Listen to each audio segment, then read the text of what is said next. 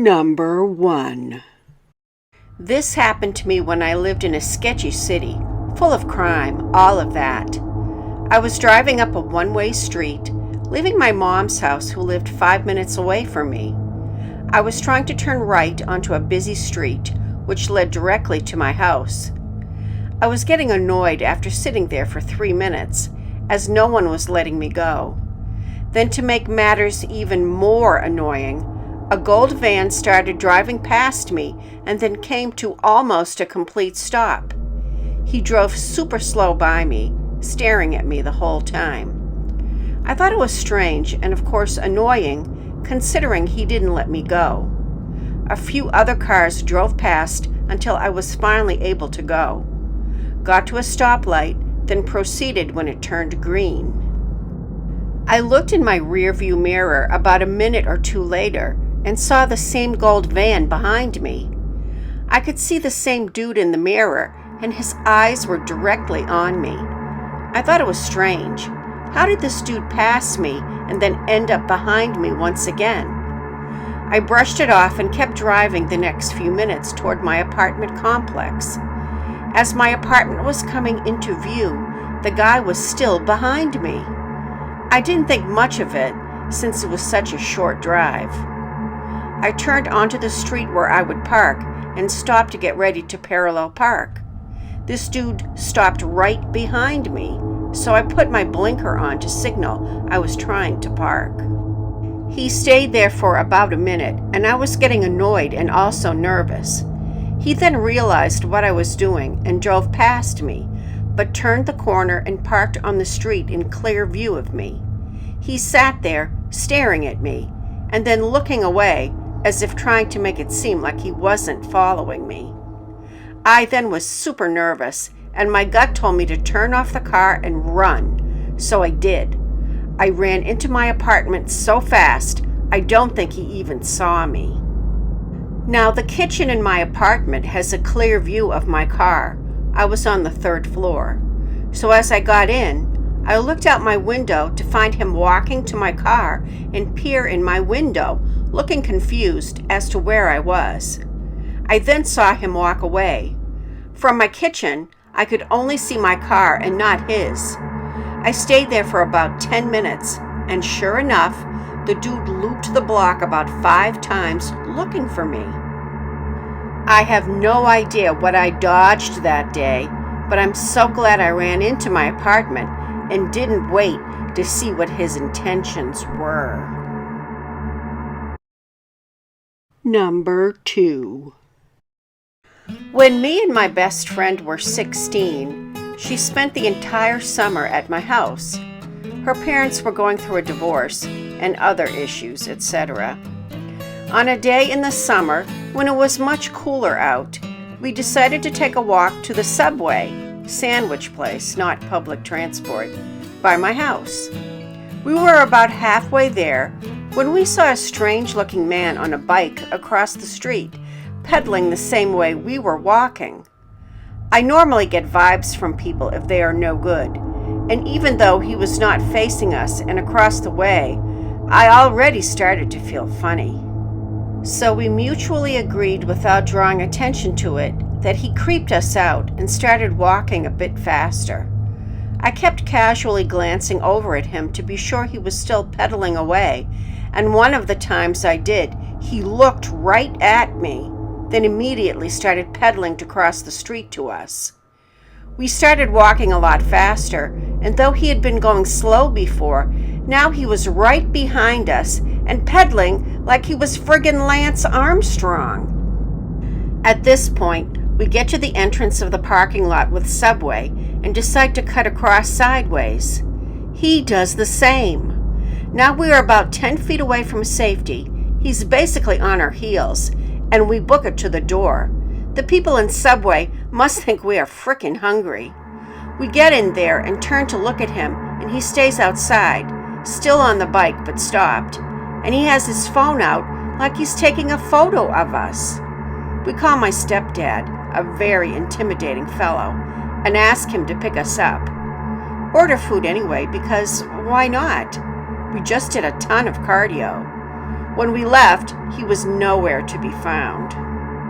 Creepiest part was that about a week later, I see a story on the news about a local guy going around on a bike, chasing women and taking photos of them, then later breaking into houses of said woman or others to do God knows what. They show a photo that someone caught of him, and though it was only the back view of him, I would recognize that bike anywhere. Number 3. This story takes place in late April of my freshman year of college.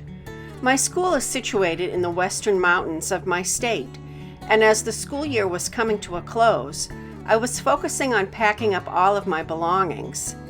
At the time, I didn't have a place to park my car in town, and my parents' house was 3.5 hours away on the other side of the state, so my only option to get home was the Greyhound.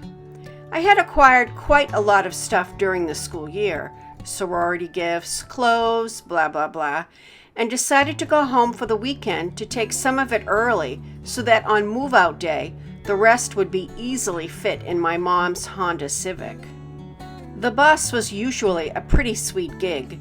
With your student ID, it was $10 round trip, express, and I'd taken it a few times before, so I felt pretty comfortable. The only snafu was that the last stop for this particular bus was in Greensboro, and because I lived an hour and a half east from there, I'd always have to get a connecting bus to Durham, where my mom would pick me up. Well, Durham's pretty seedy. The bus to Durham was pretty seedy. I hated sitting around waiting for my mom, and she hated me waiting there. So we decided that this time she'd drive to Greensboro after work and pick me up. This is where the story really begins. The bus station was an add-on to a much older Amtrak station. I decided to sit in the train station side while I waited because it had this beautiful antebellum charm that spoke to my art student soul more than the sterile Greyhound terminal. Not to mention there wasn't anyone else in there, which meant I had more room to spread out my bags and myself. It was about 3 p.m. and my mom wasn't going to be there for what would coincidentally turn into one of the longest hours of my life. I had been scrolling through Facebook on my phone when I noticed a form moving in my peripheral vision. I looked up and there was a man standing over me. I'm sorry, what was that?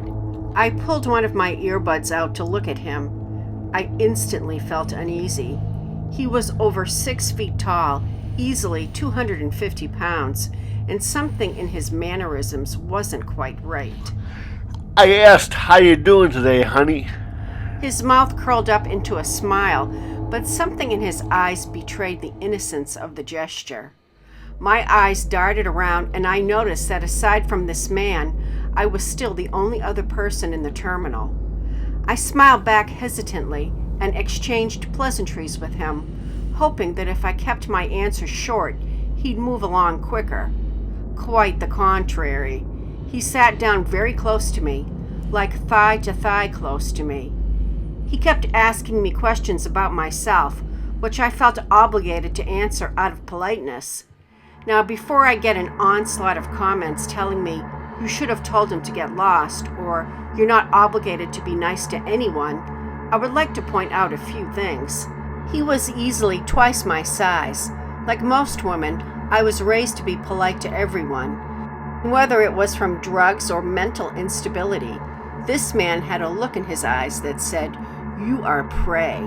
You look like a good girl, are you? His comment had come out of the blue and made my stomach lurch. Excuse me? I squeaked out. His dark eyes were burning into me, his expression deadpan. You were a virgin? My mouth felt dry.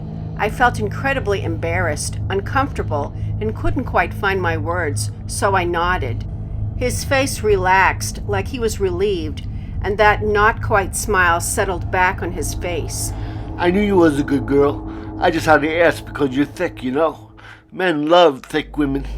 His hand moved to my upper thigh, and my heart was racing. They'd do anything for a thick woman like you. I hate myself for it, but my innate reaction to literally everything is to laugh nervously, which he mistook for an invitation to keep making advances. I had contemplated just grabbing my bags and running for it, but where was I going to run to?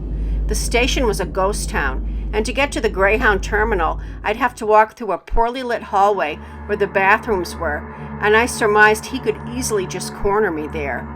I shifted in my seat, and his hand fell from my thigh. At this point, I heard a door open and saw another man walk in and sit facing me from the next aisle of pews.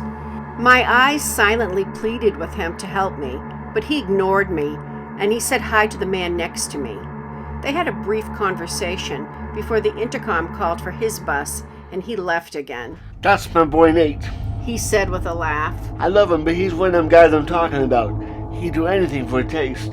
Hell, you're so sweet. I could take you back into that bathroom, and no one would even notice.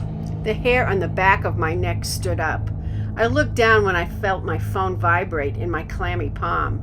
It was my roommate texting me.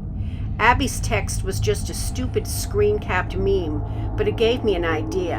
I texted her back 2 words. Call me. That's your boyfriend? I looked over at him, surprised by the aggressive undertone of the question. In retrospect, I should have probably said yes, but I had just gotten out of a really abusive relationship, and the thought of boyfriends disgusted me, so I denied it. It's my mom. She's on her way to pick me up now. No boyfriend, you serious?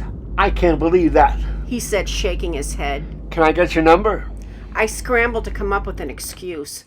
I weakly told him I don't give it out to people I don't know, but he ignored me. I could check up on you, make sure you're being good and all. His eyes twinkled something sinister, and I could tell he was irritated at my reluctance. Abby had texted me back asking why she needed to call, to which I replied, now!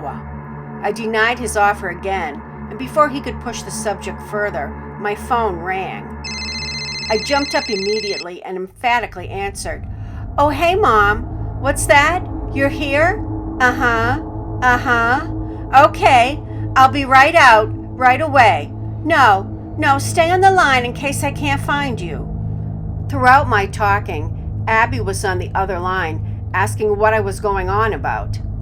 Oh yeah, Mom, the bus ride was fine. I'll tell you all about it when I get into the car. I emphasized that last part, and I think it finally registered with her that something was wrong.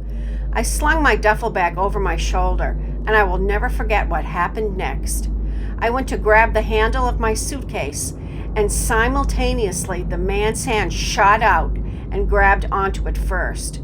I let my eyes slowly travel from his hand up to his face and froze when our eyes locked. I have never seen so much animosity in my life. Slowly he smiled again, an unnatural, forced kind of smile, and said, See you soon. I ripped the bag out of his hands and hightailed it out of there. I waited outside, out of view of the train station, and told Abby everything. My mom showed up shortly after, and I all but jumped inside of the car. I tried to explain what had me so rattled, but she told me I was probably overthinking it, and that he was probably homeless and mentally ill, and didn't know any better. Typical mom. Regardless, I never took the bus home again. Creepy Mina here of the WorstNightmare channel. I hope you enjoyed those 3 stories of women being followed, chased, and threatened. Let me know, have you ever been in a similar situation? Have you ever been in a bus station or a train station and been approached by someone? I used to take the bus and the train quite a bit from New Hampshire to Pennsylvania, and I guess I was lucky because I never did encounter anybody like that. So, you know the drill. Please give me a thumbs up. Subscribe if you haven't already. Share this video on your favorite social networking platform. And please send your stories, your original stories that have happened to you ladies, to creepymina@gmail.com, or that have happened to your wives or mothers, etc. And please do stay safe.